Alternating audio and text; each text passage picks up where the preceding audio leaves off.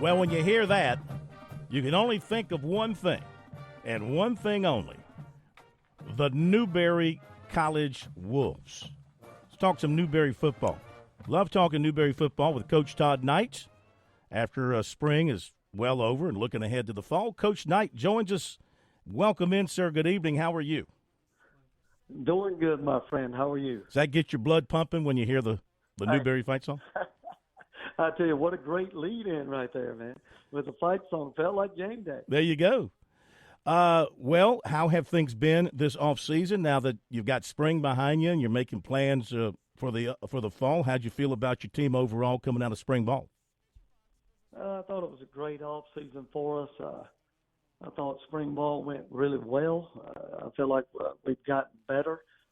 I think, with the atmosphere in college football today with the portal, you either hate it or you love it. I think I'm somewhere in the middle.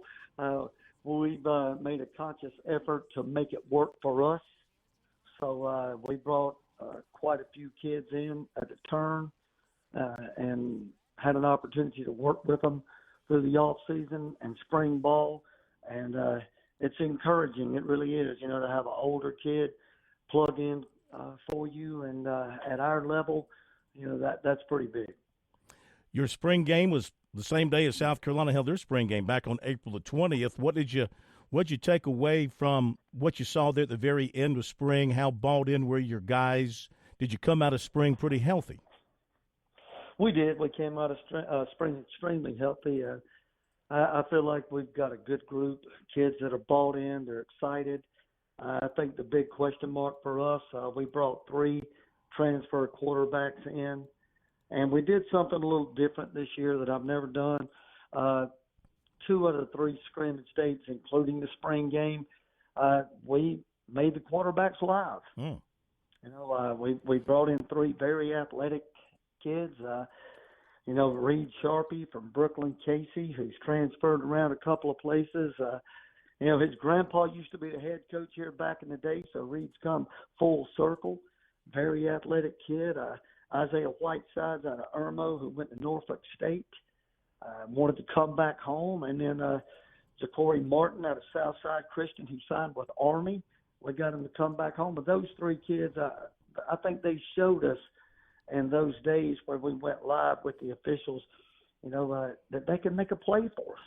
That we can throw the ball downfield vertically. We have a good Q run game that we can blend in with it, and we need to see that because one of these kids are going to materialize as a starter for us in the fall. But none of them have ever taken a snap for us on game day. Mm-hmm. So it was big for us as a coaching staff to see them when the bullets are flying, but it was also big for the kids, their teammates, to see them making plays. And I think that more than anything really got our kids excited at the end of spring ball because they feel like, okay, we've got some athletes at that spot now.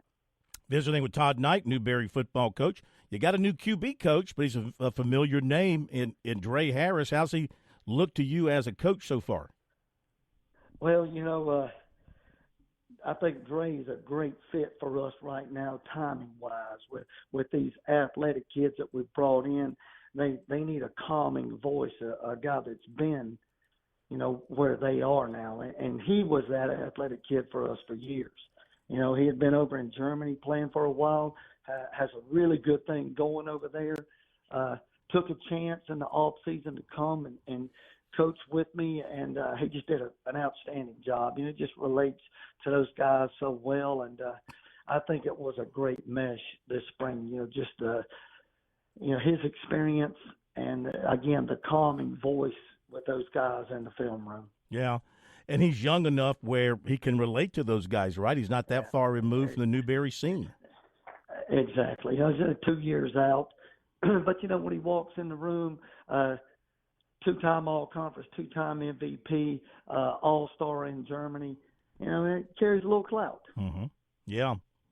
Tough year for you last year. After, back-to-back exceptional years, you go 4-7, 3-6. As you've gone back and self-scouted and analyzed what happened last year, what things are you doing differently so you don't repeat that this year?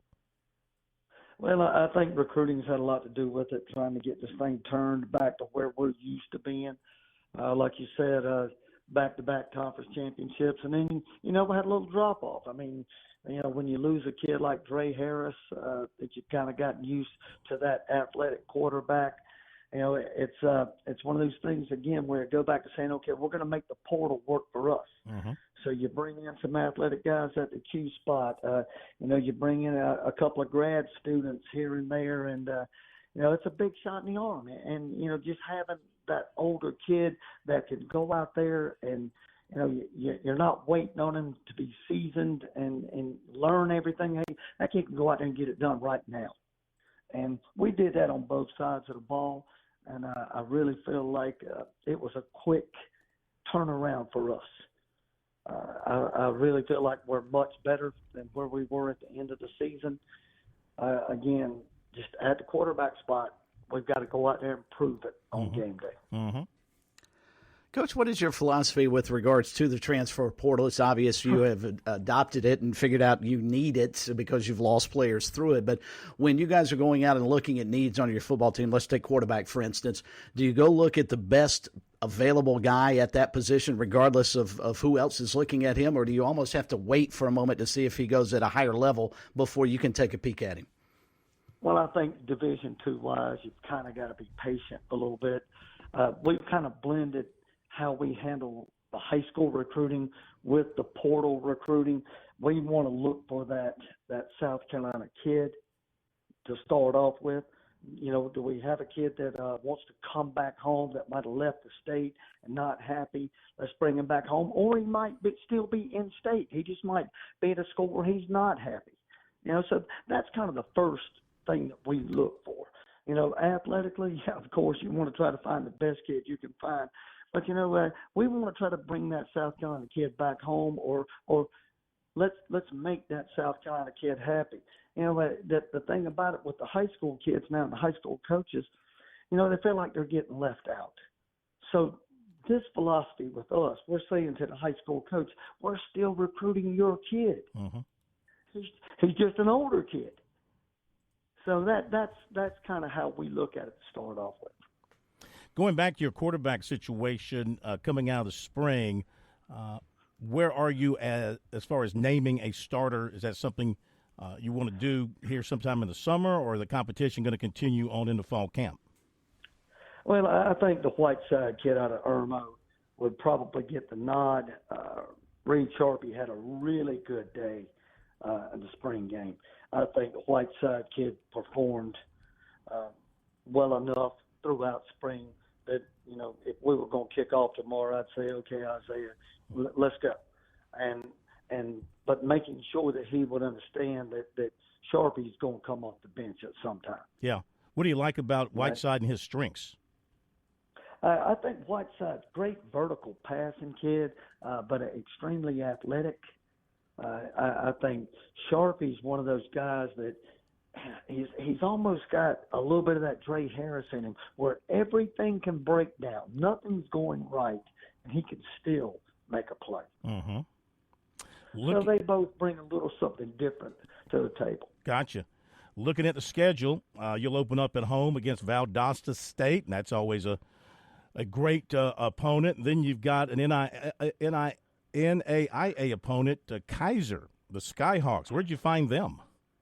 Well, I don't know a lot about Kaiser. I don't think anybody in South Carolina does. But here's what I do know. They're an extremely good football team. They're the NAIA national champions. Oh. And that's a little scary. That opens some eyes. Because with NAIA, the academic standards are a little lower, so they can take some kids that other people can't get in school, that type of thing. And that's a great thing for them. So they're going to be loaded athletically coming out of the state of Florida with that advantage. But, over the years here, Phil, we played the defending national champions several times. So it's not going to be like this is uncharted territory going into this thing. So I think just the experience over the years playing a Valdosta State defending national champions, West Florida defending national champions. Let's just line up and do it again. Yeah. And I know you're continuing to revamp and improve Setzler Field. You've got the well, tell us where you are on the what used to be your visitor side. I guess that's going to become your home side, where you have built a football building there and new stands. How's that look as you approach this season?